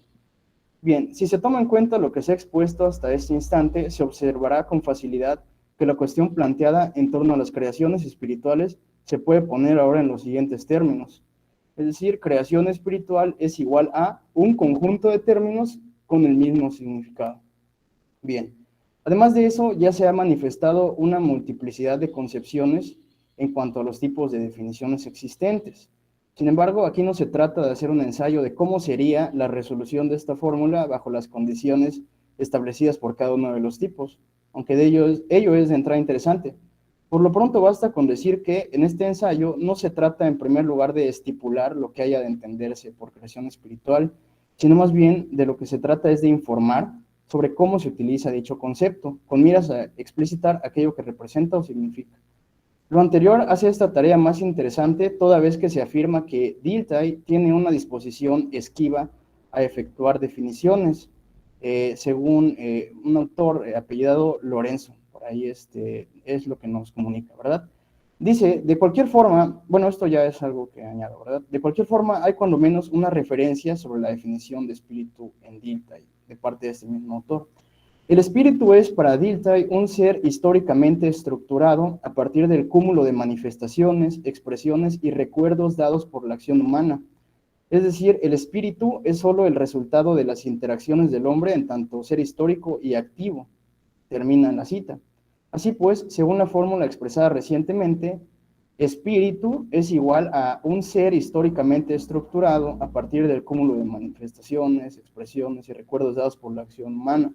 O bien, espíritu es el resultado de las interacciones del hombre en tanto ser histórico y activo. Espíritu aparece aquí como un sustantivo, mientras que espiritual es más bien un adjetivo que indica que el sustantivo o este sujeto al que aplica es perteneciente o relativo al espíritu, según la RAE, nuevamente. Así pues, la idea de creación espiritual indica que hay una cosa designada por un sustantivo, es decir, una creación, y que pertenece o es relativa al espíritu. De esta manera puede considerarse la siguiente definición de creación espiritual. Creación espiritual sería entonces una obra o producto perteneciente o relativa al ser históricamente estructurado, a partir de ese cúmulo de manifestaciones, expresiones y recuerdos dados por la acción humana. O bien, la creación espiritual es una obra o producto perteneciente o relativa al resultado de las interacciones del hombre en tanto ser histórico y activo. Permítase conservar provisionalmente estas definiciones a fin de introducir la distinción entre intención y extensión de un concepto, pues en esta distinción puede hallarse una vía para exponer algunos ejemplares de creaciones espirituales. Siguiendo a Gutiérrez Sáenz, la intención se entiende como la amplitud del concepto en tanto que conjunto de notas o características, mientras que la extensión sería la amplitud del concepto en relación con el número de individuos a los que se aplica. Al respecto, se tiene que hay una ley correspondiente a esta distinción, que básicamente consiste en que a una mayor intención le corresponde menor extensión y viceversa. Es decir, intención y extensión resultan en este contexto proporcionalmente inversos. En esos términos, la intención del concepto de creación espiritual se puede entender como el conjunto de características o notas que un individuo debe poseer para que se le aplique dicho concepto. Por otro lado, la extensión del concepto de creación espiritual hace referencia al grupo de individuos que cumplen con las características especificadas y que, por tanto, caen dentro del campo de aplicación del concepto. Antes de continuar con la exposición, resulta importante señalar algunas divergencias terminológicas pertinentes, sobre todo en lo que corresponde al concepto de creación espiritual. Primeramente, cabe recuperar la cita en español, de la cual parte del siguiente trabajo. Se las voy a leer. Estamos acostumbrados a reunir ciertas creaciones espirituales originadas en gran número en el transcurso de la historia, en las distintas naciones, bajo la idea general de filosofía. Cuando luego expresamos en una fórmula abstracta la nota común de estos hechos particulares señalados por el uso lingüístico como filosofía o filosóficos, se origina el concepto de filosofía. El texto, ahí termina la cita, ¿verdad? El texto de Dilthey también se encuentra traducido al inglés y resulta adecuado traer a colación el mismo fragmento de la introducción a fin de notar las divergencias terminológicas ya anunciadas. Por supuesto, estas divergencias no hacen sino abonar a la comprensión del concepto de creación espiritual, añadiendo una nota intelectual, por decir de algún modo.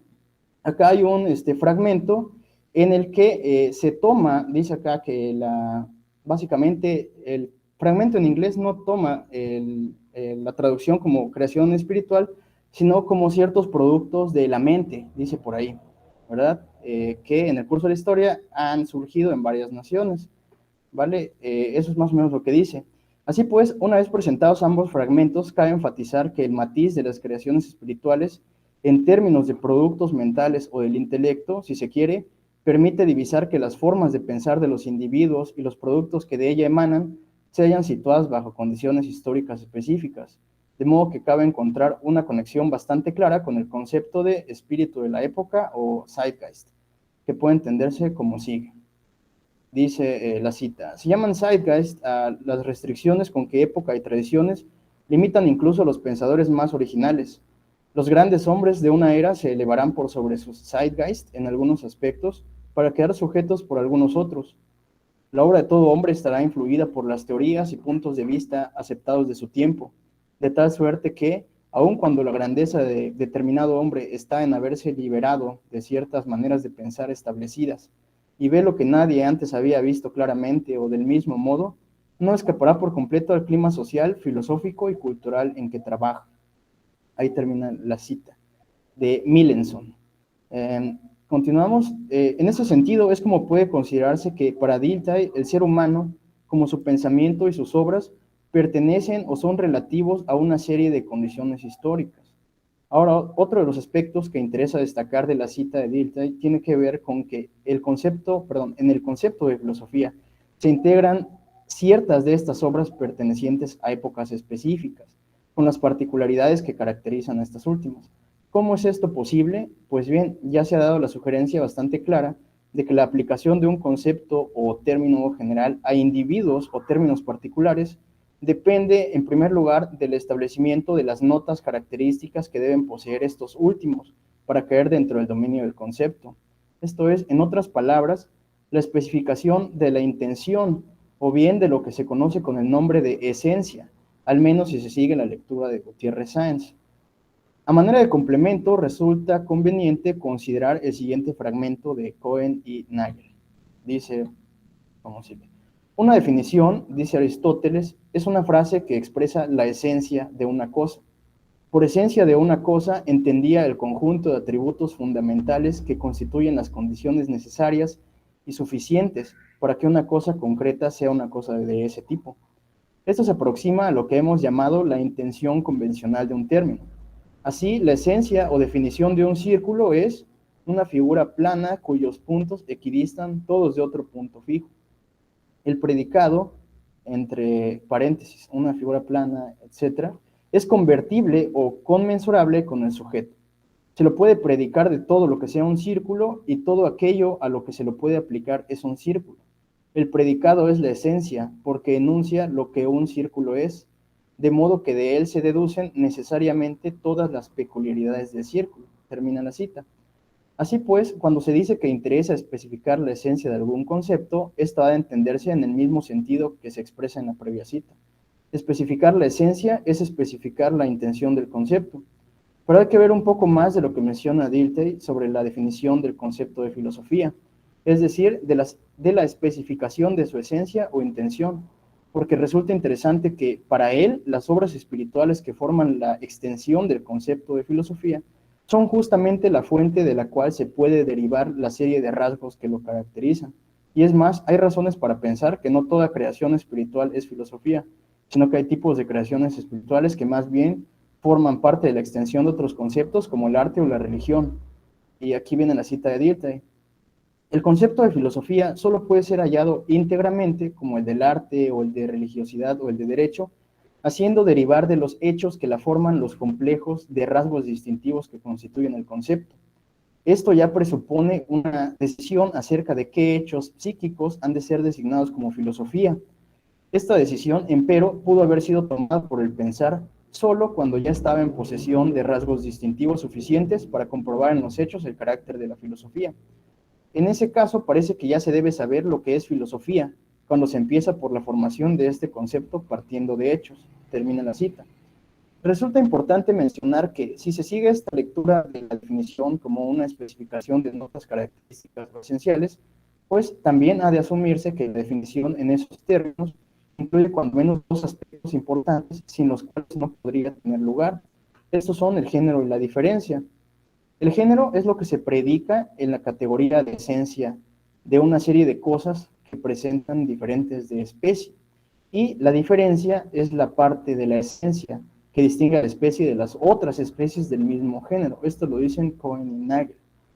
De esta manera, si se acepta que las creaciones espirituales, como se han definido hasta el momento, representan el género, todavía queda pendiente marcar la diferencia específica dentro de estas que las hace formar parte de la especie filosofía. Esto resulta claro en cuanto cabe pensar que entre dichas creaciones se encuentran, por ejemplo, diversos productos literarios, artísticos, políticos, religiosos, etc., que si bien están sujetos al carácter histórico del ser humano y pueden ser observados desde una lente filosófica, estrictamente no se puede decir que sean filosofía. ¿Cuál es, pues, la nota que distingue a la filosofía de todas esas otras creaciones. Para contestar esta cuestión de forma que se recupere el pensamiento de Dilthey, sin impregnarlo demasiado de los sesgos de quien esto escribe, se opta por recuperar fragmentos en los que estrictamente se menciona alguna característica muy puntual de la filosofía. Esto en lugar de realizar una exposición detallada sobre el análisis que Dilthey realiza de las diferentes expresiones a las que se ha puesto la etiqueta de la filosofía en el devenir de la historia.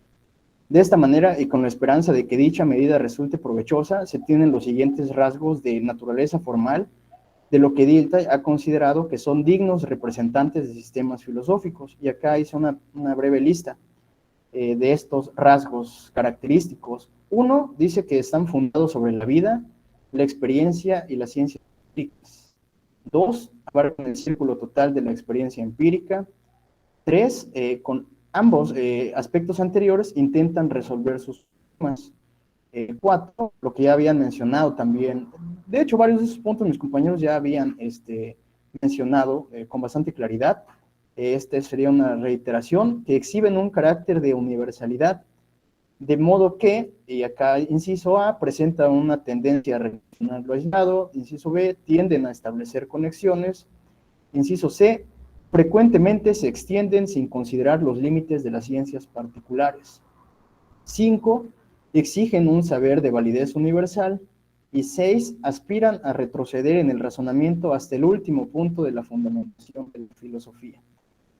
Además de los rasgos de naturaleza formal explicitados, Dilthey remarca la relevancia de la figura del filósofo en la conformación de tales sistemas, pues estos, los filósofos, encaran el enigma del mundo y la vida, inciso A, inciso B, reflejan la filosofía que los antecede, e inciso C, dan lugar a nuevas posiciones filosóficas, aplicando los antecedentes filosóficos a situaciones mediadas por nuevas conceptualizaciones.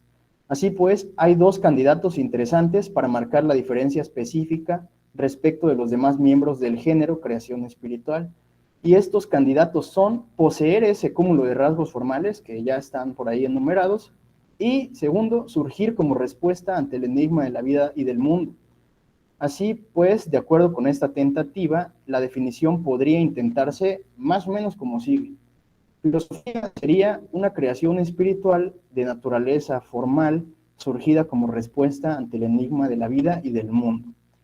Ahora, para saber si esta definición es correcta o incorrecta, al menos en los términos de Kornmann, Papas y Lehrer, basta con observar si el definiendum refiere a algo distinto a lo que refiere el definiens. Si este resulta ser el caso, entonces es una definición incorrecta.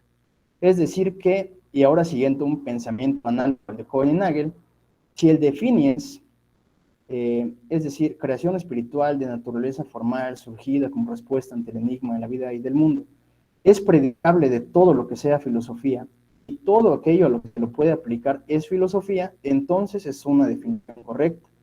Ahora bien, este ejercicio de definición no ha terminado de concretarse y ya tiene enfrente un primer obstáculo muy interesante, a saber, y aquí viene una cita de Dilthey, el nombre filosofía o filosófico tiene, según la época y el lugar, significados distintos, y las creaciones espirituales que han recibido este nombre por sus autores son tan diversas que parecería que las distintas épocas hubieran asociado a la hermosa palabra filosofía, acuñada por los griegos, imágenes espirituales siempre distintas, pues unos entienden por filosofía la fundamentación de las ciencias particulares, otros amplían este concepto añadiendo a la fundamentación la tarea de deducir de aquel el conjunto de las ciencias particulares, o la filosofía se circunscribe al complejo de estas ciencias. Otras veces se la define como la ciencia del espíritu, la ciencia de la experiencia anterior. Finalmente, se entiende también por ella la comprensión de la conducta de la vida o la ciencia de los valores universalmente válidos. Eso también habíamos tenido ya un antecedente con los anteriores ponentes. Termina la cita. Bien, en la cita puede verse con claridad que hay múltiples expresiones que parecen sumamente dispares en cuanto a la forma de comprender lo que es filosofía, de acuerdo nuevamente con la condición histórica de la que parte. Sin embargo, todavía parece sugerirse la presencia de aquellos rasgos de naturaleza formal que se ha propuesto como una de las candidatas para marcar la diferencia específica que separa la filosofía de la no filosofía. Esto es, parece que aún en las expresiones diferentes hay similitudes, y esto es lo que hay que observar. A fin de cuentas, dice Dilthey, primero debe tratarse de comprobar un contenido común en los sistemas que realizan cada uno por sí la formación de la representación general filosófica. Luego puede utilizarse el otro aspecto que ofrece el concepto, la agrupación de los sistemas en un complejo, a fin de comprobar el resultado y completarlo por medio de un examen más profundo. Termina la cita. La sugerencia de Dilthey es muy clara. Hay sistemas filosóficos de los cuales interesa comprobar el contenido común. Ese contenido común es el que proporciona las notas características para decir lo que es filosofía y lo que no es filosofía. Esto es de suponerse, puesto que las expresiones filosóficas continúan apareciendo, y posiblemente lo seguirán haciendo durante mucho tiempo y en diferentes contextos. Así que para integrar estas expresiones al concepto de filosofía sería suficiente con que estas expresiones logren satisfacer las notas señaladas, independientemente de las peculiaridades inherentes a cada sistema, pues parece lógico pensar que ninguno es ni será exactamente igual a otro, aunque guarden esa característica común que los hace llamarse filosofía. Así como ocurre con los diferentes seres humanos, que si bien pueden cumplir con la definición clásica de animal racional, sin que por eso todos y cada uno seamos una copia fiel y exacta de todos en todos los sentidos. Para mostrar un poco esta idea, cabe recuperar algunos elementos de la exposición diltheyana sobre la filosofía en la antigüedad, puesto que se trata de un periodo de la historia de la filosofía en el que se han dado múltiples ejemplares de la misma y en general con diferencias entre sí. En ese tenor, hay un pequeño cuadro en el que se da esta relación, se los voy a describir brevemente. Es un cuadro que tiene 2 columnas. A la izquierda viene el definiendum, en el cual puse las definiciones que se daban de la filosofía en la antigüedad. Por ejemplo, el amor a la sabiduría y su búsqueda, la indagación de la verdad por la verdad misma, con valor independiente de alguna aplicación práctica. Otro sería la consideración que eleva toda actitud humana hacia la autoconciencia, y otras. Y al lado derecho, en la siguiente columna, puse como definies creación espiritual de naturaleza formal, surgida como respuesta ante el enigma de la vida y el mundo. ¿Vale? Es más una descripción muy sencilla de este cuadro. Muy sencillo. Dice, esta idea puede ser llevada a su extremo en el sentido de tener que aseverar que el definies propuesto aplica para todas y cada una de las expresiones filosóficas habidas y por haber, haciendo caso omiso de las particularidades que puedan distinguirlas entre sí, en el sentido de que, de todas maneras, si el concepto de filosofía se toma como definido, puede considerarse ahora como un nuevo género, del cual se pueden marcar nuevas diferencias a fin de dar lugar a las distintas especies de filosofía. Por supuesto, como ya se ha mencionado, puede que la definición aquí desarrollada sea incorrecta. Para probar esto, lo único que se necesita encontrar es, y nuevamente, siguiendo las recomendaciones de Kornmann, Papas y Lehrer, un caso donde exista una creación espiritual de naturaleza formal surgida como respuesta ante el enigma de la vida y el mundo, que no sea filosofía, o bien una filosofía que carezca de esa naturaleza formal o que no haya surgido como respuesta ante el enigma señalado. Voy con el comentario final, es muy breve.